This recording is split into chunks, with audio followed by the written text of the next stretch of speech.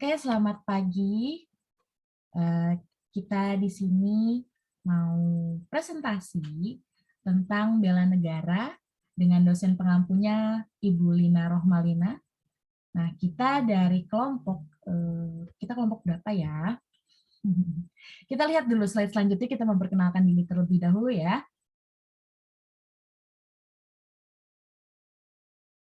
Oke, jadi kita kelompok 2 dari kelas A4 PGSD.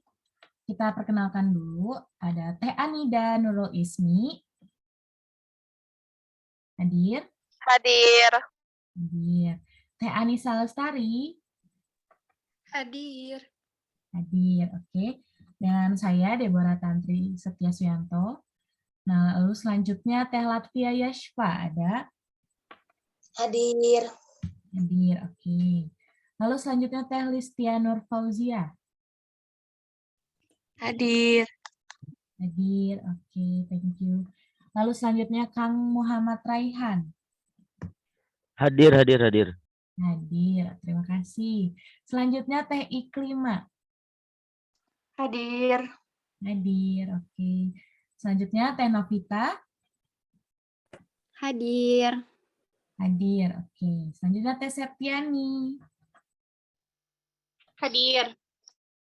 Hadir, terima kasih. Selanjutnya yang terakhir Teh Widi. Hadir. Hadir, oke. Terima kasih teman-teman semua sudah memperkenalkan dirinya masing-masing. Langsung lanjut aja kita membahas tentang materinya nih. Pagi ini kita mau belajar tentang konseptualisasi hak dan kewajiban warga negara dalam upaya bela negara. Nah, pertama kita bakal bahas tentang latar belakang dulu. Latar belakang ini bakal dibahas sama Teh Novita. Waktu dan layar saya persilahkan. Baik, terima kasih kepada Teh Deborah yang telah memberikan kesempatan saya untuk memaparkan sedikit materi. Di sini saya akan memaparkan latar belakang. Kajian tentang bela negara selalu menghadirkan tantangan tersendiri. Seiring dengan perubahan zaman, manifestasi bela negara senantiasa terbuka, berubah, dan mengikuti perkembangan. Jika zaman masa kolonial, Perang Dunia, atau penjajahan, bela negara lebih dituntut kemauan dan keikutsertaan dalam berperang. Mengangkat senjata untuk melawan yang disebut dengan musuh yang jelas di depan mata. Masa sekarang, terlepas apapun terminologi yang digunakan bela negara, mengalami tuntunan zaman baik dari segi definisi maupun praktis. Mahfud mengatakan bahwa bela negara wujud pertahanan yang harus disesuaikan dengan keadaan sekarang dan masa yang akan datang. Itu menurut Solikah tahun 2020. Manifestasi bela negara saat ini lebih luas dan sangat beragam. Bela negara tidak hanya dipahami sebagai aktivitas atau keikutsertaan di medan perang. Persaingan zaman, kemajuan teknologi, dan budaya menurut bentuk bela negara yang lain. Berperang tidak bentuk perjuangan yang harus dilakukan di medan perang, melainkan di dunia maya, terlebih letak geografis Indonesia yang sangat strategis, pengaruh dan intervensi dari negara lain tidak dapat dihindarkan. Pendapat yang senada ditegaskan oleh Sopandi dan Farid. Menurut keduanya, Indonesia yang secara geopolitik sangat strategis, maka sepanjang Indonesia masih ada, maka tidak akan terlepas dari global extraordinary network. Itu menurut Sopandi dan Farid 2018. Terima kasih. Segitu pemaparan dari saya. Saya kembalikan kepada moderator. Baik, terima kasih Teh Novita sudah memaparkan dengan sangat baik. Selanjutnya kita masih membahas tentang latar belakang dari jurnal yang kami review ini. Nah, selanjutnya akan dibahas oleh Teh Septiani. Waktu dan layarnya saya persilakan. Terima kasih kepada Teh Deborah telah Izinkan saya untuk membahas slide-nya yang di latar belakang. Membahas latar belakang melanjutkan penjelasan dari Teh Novita. Hal ini disebabkan terkoneksinya Indonesia dengan negara lain seiring dengan kemajuan teknologi. Juga posisi strategis Indonesia yakni di antara dua benua, yaitu benua Asia dan benua Australia. Selain itu juga di antara dua samudra, yakni Samudra Pasifik dan Samudra Hindia. Berdasarkan pemahaman akan kenyataan tersebut, konsep dan praktik bela negara merupakan suatu keharusan demi keberlangsungan dan eksistensi negara Indonesia. Kesadaran historis bahwa Indonesia pernah merasakan pahitnya penjajahan dan eksploitasi besar-besar atas kekayaan bumi pertiwi. Semakin menuntut pentingnya mempertahankan kemerdekaan dan sikap membela negara dari segala keinginan yang ingin merampas atau merugikan Indonesia.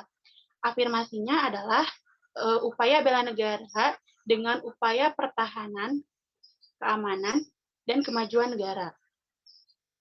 Berdasarkan Undang-Undang Dasar Negara Republik Indonesia atau disingkat UUD NRI tahun 1945 secara eksplisit mengatakan bahwa bela negara merupakan hak sekaligus kewajiban bagi warga negara. Hal tersebut disebutkan dalam pasal 27 ayat 3 bahwa setiap warga negara berhak dan wajib ikut serta dalam upaya pembelaan negara. Kemudian, pasal 30 ayat 1 bahwa tiap-tiap warga negara berhak dan wajib ikut serta dalam usaha mempertahankan dan keamanan negara. Selain dasar tersebut, bela negara dikuatkan dalam Undang-Undang Nomor 3 Tahun 2002 tentang Pertahanan Negara. Pada pasal 9 ditegaskan lagi bahwa setiap warga negara berhak dan wajib ikut serta dalam upaya bela negara yang diwujudkan dalam penyelenggaraan pertahanan negara. Sekian dikembalikan ke moderator. Baik, terima kasih Teh Septiani dan Teh Novita atas pembahasannya tentang latar belakang. Jadi bisa disimpulkan bahwa diskusi yang ada di latar belakang ini menurut penulis perlu dikaji secara lebih mendalam. Jadi pertanyaan lain juga lebih menarik adalah mengapa bela negara ini disebut hak dan kewajiban sebagai satu kesatuan sekaligus. Nah, jadi berdasarkan hal inilah peneliti dalam jurnal ini berusaha mengulas melalui artikel-artikel yang berusaha untuk mencoba menjawab dan menguraikan secara konseptual. Nah, kita langsung lanjut aja ke bahasan yang selanjutnya. Kita bakal tahu di jurnal ini si responden penelitiannya itu siapa. Nah, ini bakal dibahas sama dibahas sama Kang Raihan. Waktu dan layarnya saya persilahkan. Oke, baik. Terima kasih Teh Deborah selaku moderator. Izinkan saya menjelaskan mengenai responden penelitian.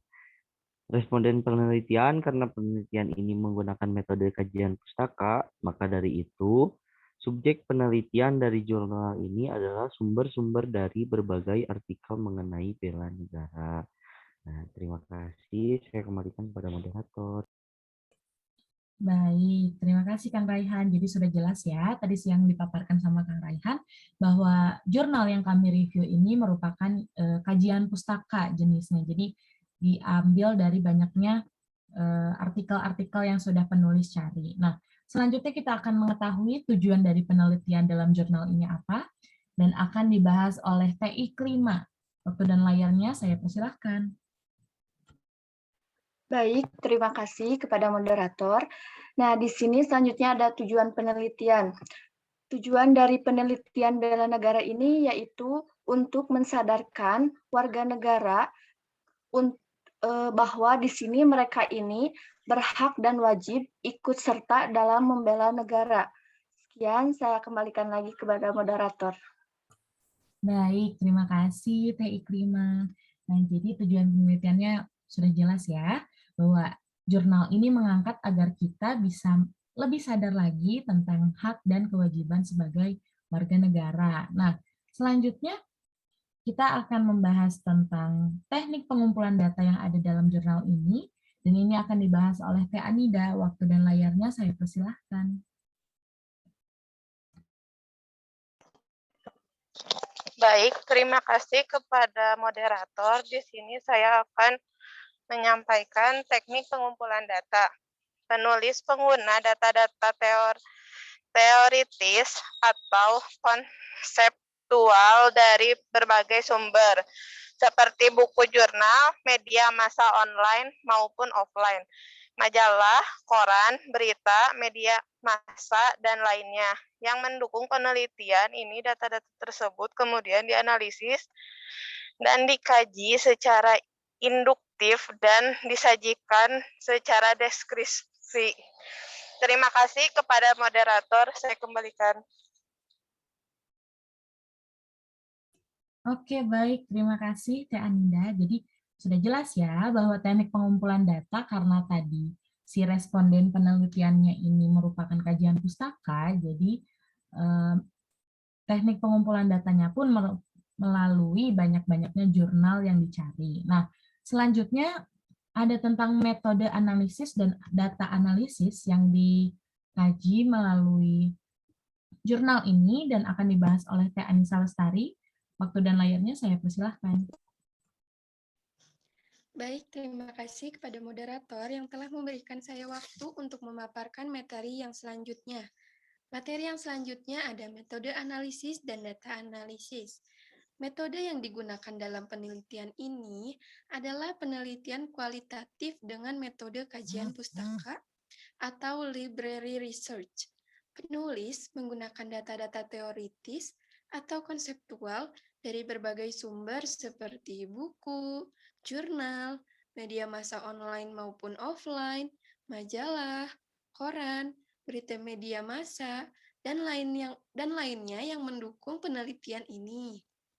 Nah, data-data tersebut kemudian dianalisis dan dikaji secara induktif dan disajikan secara deskriptif. Sekian pemaparan yang dapat saya sampaikan. Saya kembalikan kepada moderator. Baik, terima kasih Teh Anissa Lestari. Nah, jadi sudah jelas ya yang dipaparkan bahwa metode dan data analisis ini melalui tadi berulang kali dibilang kalau kajian pustaka ya. Nah, selanjutnya akan kita mengetahui tentang hasil penelitian dalam jurnal yang kami review ini, dan hal ini akan dibahas oleh Teh Listia. Ya, yang pertama, poin pertama dalam hasil dan penelitian. Waktu dan layarnya saya persilahkan. Baik, terima kasih kepada moderator.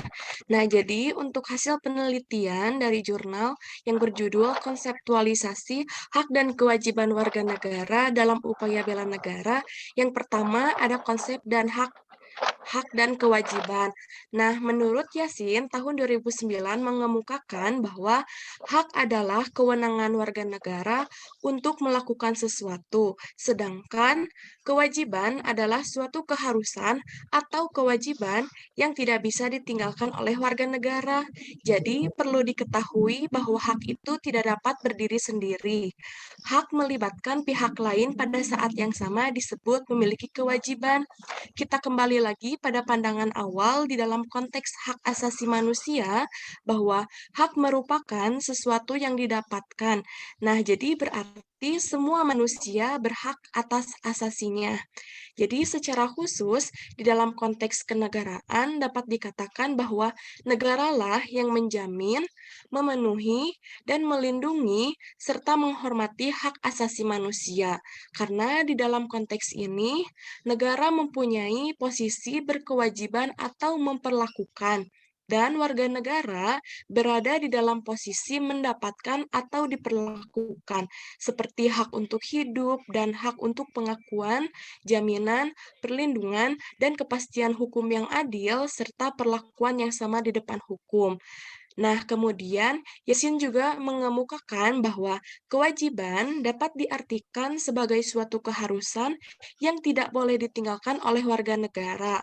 Kewajiban adalah suatu tindakan atau sikap yang harus diambil atau dilakukan oleh seseorang sesuai dengan kemampuannya. Jadi, dapat dikatakan bahwa kewajiban merupakan sesuatu yang harus dilakukan, terutama sebagai warga negara. Nah, kewajiban juga sama halnya dengan hak, bahwa kewajiban harus memiliki legitimasi moral atau legal. Nah, jadi dengan demikian, jika seseorang tidak melakukan kewajibannya, maka mereka akan menerima sanksi dan hukuman.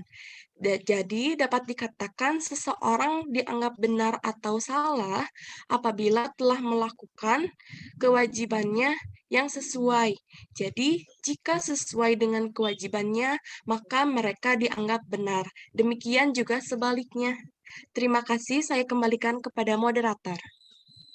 Baik, terima kasih Telistia sudah menjelaskan dengan sangat jelas dan baik. Nah, selanjutnya kita masih membahas tentang hasil dari penelitian dalam jurnal ini. Kita langsung lanjut aja ke poin kedua. Dan hal ini akan dipaparkan oleh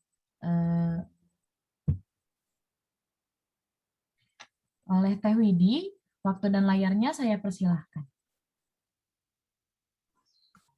Terima kasih kepada moderator. Untuk materi selanjutnya ada hak dan kewajiban bela negara. Yang kedua, bela negara adalah sikap dan perbuatan yang ditunjukkan individu, kelompok, dan bangsa dalam mengupayakan yang terbaik terhadap kepentingan nasional. Secara lebih luas, bela negara adalah tekad, sikap, dan perilaku warga negara yang dijiwai oleh kecintaannya terhadap NKRI yang berdasarkan Pancasila dan Undang-Undang Dasar 1945 yang kemudian rela berkorban demi menjamin kelangsungan hidup bernegara menurut Umra 2019. Sedangkan menurut Rahayu 2019, konsep bela negara muncul sebagai perwujudan dari patriotisme atau nasionalisme yang harus dimiliki setiap warga negara. Sikap bela negara setidaknya dilandasi oleh rasa cinta tanah air, kesadaran berbangsa dan bernegara, yakin akan Pancasila dan ideologi bangsa, rela berkorban untuk bangsa dan negara, dan memiliki kemampuan awal bela negara. Sekian pemaparan materi dari saya, dikembalikan kepada moderator. Baik, terima kasih Teh Widi sudah memaparkan dengan sangat baik. Terima kasih juga kembali Teh Listia bahwa pemaparannya sangat jelas ya. Nah, tadi itu tentang hasil penelitian dalam jurnal yang kami review. Nah, selanjutnya kita akan lebih mengetahui lagi tentang kelebihan dan kekurangan yang ada dalam jurnal ini, karena semuanya tidak ada yang sempurna ya. Jadi kita harus mengetahui dulu apa dari kelebihan dalam jurnal ini. Nah, hal ini akan dibahas oleh Teh Latvia Yashva. Waktu dan layarnya saya persilahkan.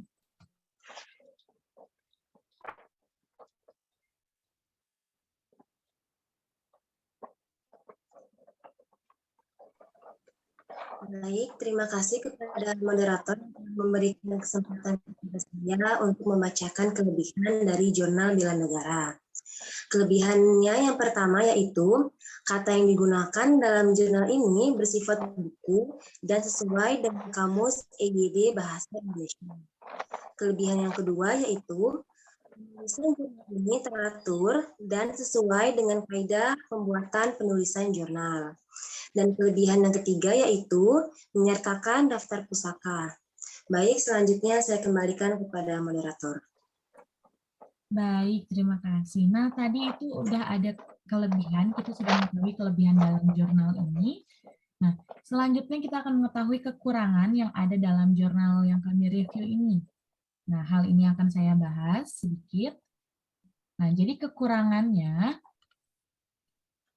dalam jurnal ini penelitian memiliki keterbatasan dan kesalahan penafsiran dalam menentukan pengukuran kinerja. Jadi pengungkapan kurangnya informasi jurnal. Jadi si peneliti ini karena mengkaji pustakanya ini melalui banyak jurnal yang dia temukan, jadi banyaknya juga kesalahan yang ditafsirkan dalam jurnal yang dia temukan ini. Nah, jadi yang hasil dari pembahasan kita pada pagi hari ini dapat saya simpulkan bahwa penegasan isi dalam pasal Undang-Undang Negara Indonesia tahun 1945 bahwa bela negara ini merupakan hak dan kewajiban yang harus dimaknai sebagai sesuatu yang sangat fundamental, penting, dan urgent gitu bagi setiap negara. Nah, bentuk bela negara ini juga sangat luas dan kompleks sehingga siapapun dan kapanpun semua warga negara harus dan bisa melakukannya. Jadi bela negara ini bisa dalam konteks hak, lebih terbatas dan dalam keadaan tertentu, yakni dalam pendidikan dan militer. Nah, jadi oleh karena itu, apakah hak atau kewajiban bela negara ini lebih cenderung dan kuat pada dimensi kewajiban warga negara, sekalipun dari sisi hak, juga tidak dapat dikurangi. Oke, sekian pemaparan dari kelompok kami. Terima kasih sudah menonton sampai akhir. Terima kasih juga sudah memperhatikan. Kami tutup salam. Sampai jumpa di lain video. Bye-bye. Say bye all. Oke.